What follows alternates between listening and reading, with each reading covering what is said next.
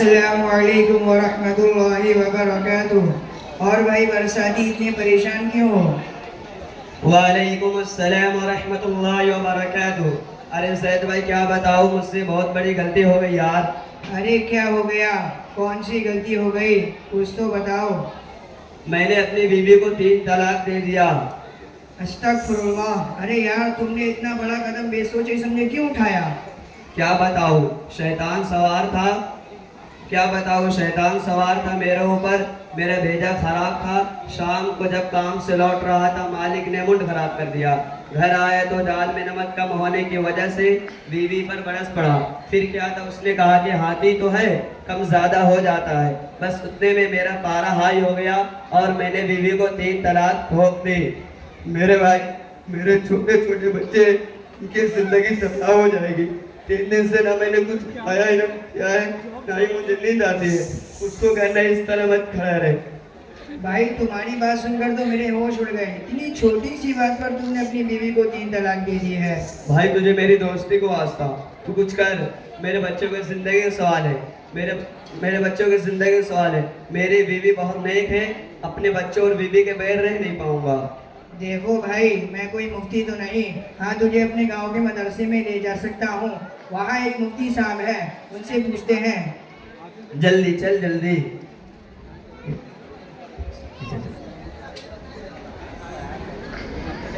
अरे भाई, तुम दोनों कहाँ जा रहे हो? अरे हटना, एकदम कुछ परेशान होकर से तू आ गया। अरे परेशानी तो बताओ, हो सकता है मैं तुम्हारे कुछ काम आ जाऊं। अरे जा जा, आज तक तो तू अपने काम तो आया नहीं, हमारे काम क्या आएगा। अरे रुको रुको, तुम लोग आपस में लड़ो मत, मैं बता रहा हूँ।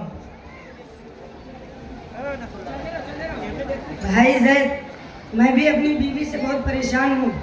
लो एक नई मुसीबत। अब तुम अपनी बीवी से क्यों परेशान हो? 6 महीने में ही बेगम ने तो वो हाल किया। साल भर बाद तो शायद कभी ख्वाबों में मिले। इस तरह रखती है वो घर में दबाकर मुझको, जिस तरह सूखे हुए फूल किताबों में मिले। अरे अरे, हाँ यार, रोजाना मुझे पीटती है। जब मैं कुछ भी कहता हूँ तो अपने भाइयों को बुलाकर मारने की धमकी देती है। इतना मोटा उसका हाथ है कि मत पूछो। जब मारती है तो ऐसा लगता है जैसे खन गिर रहा है। मैंने एक बार कह दिया, मुझको पीटने का गिला है न कभी मरने का। मेरी बेगम, जो तेरा हाथ भी पतला होता। इतना कहना था कि पूरा घर सर पर उठा लिया। मजबूरन मुझे कहना पड़ा, नहीं तुम तो बहुत दुबली पतली हो। मेरे भाई, मेरे लिए छुटकारे का कोई रास्ता निकालो ना। चलो चलो, तुम भी हमारे साथ चलो, मुफ्ती साहब ही मसला हल करेंगे।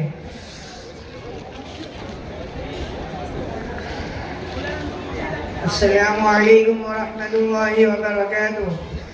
वालेकुम अस्सलाम वरहमतुल्लाहि वबरकातुह। मुफ्ती साहब, ये हमारे गांव के बरसाती चचा हैं। इन्होंने दाल में नमक कम होने की वजह से अपनी बीवी को 3 तलाक दे दी है। क्या शरीयत में इनके लिए कोई रास्ता निकल सकता है? इतनी घटिया हरकत करके तुम्हें शर्म नहीं आई? तुम लोगों ने औरत को घर की कनीज और नौकरानी समझ रखा है। अरे अल्लाह से डरो, ये औरतें तुम्हारे घरों की मलका है। इन पर जुल्म करने वाला कभी सुकून से नहीं रह सकता। और कान खोल कर सुन लो, तुमने अपनी बीवी को 3 तलाक दे दी है, इसलिए अब वो तुम्हारे निकाह से बिल्कुलियाँ निकल गई। अब कोई रास्ता नहीं है। तलाक देते वक्त तुम्हें उलमा कलाम याद नहीं आते? जब काम खराब होता है तब यहाँ का दरवाज़ा नजर आता है। ये साहब कौन है? ये नसीबू भाई हैं। इनका क्या मसला है? मशहूर पहलवान है गांव के, मगर बीवी के पास रहते हैं बीमार की तरह। मुफ्ती साहब, मेरी बीवी ने मेरा जीना हराम कर दिया है। और तो और, जब मैं कभी ससुराल जाता हूँ तो इतनी कंजूसी पे आमादा है ससुराल मेरी। राज की बात बताते हुए डर लगता है। ऐसे कमरे में सुला देते हैं साले मुझको, पाँव फैलाऊं तो दीवार में सर लगता है। देखो भाई, जब शोहर और बीवी में कोई अनबन हो जाए और बीवी शोहर की नाफरमानी करे तो इस्लाम हमें हुक्म देता है कि बीवी से बिस्तर को अलग कर दे। मामला हल हो जाए तो बहुत अच्छा, वरना उसके हाथ का पका हुआ खाना छोड़ दे। फिर भी ना माने तो हल्के से थप्पड़ रसीद करें। अब भी वो अगर अपने रवैये में तब्दीली ना लाए तो ख़ानदान के बुजुर्ग जमा होकर मामले को हल कर दें। फिर भी बात ना बढ़े तो एक तलाक पाकी की हालत में शोहर दे, बीवी इद्दत गुजारेगी। इद्दत के दौरान अगर शर्मिंदगी हो और बीवी रहने पर आमादा हो जाए तो शोहर रुजू कर ले।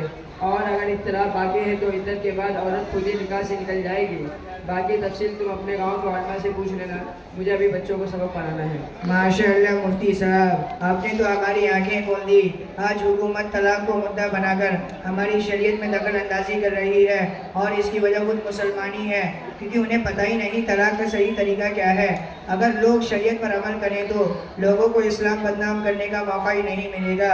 मगर अफसोस के आज लोग उलमा से पूछना तो दूर, उन्हें सिर्फ गालियाँ देते हैं, उनसे बुग़्ज़ रखते हैं।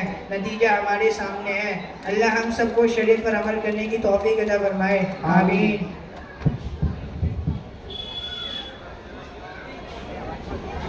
मेरे भाई मेरा क्या होगा, मेरे बच्चों का क्या होगा।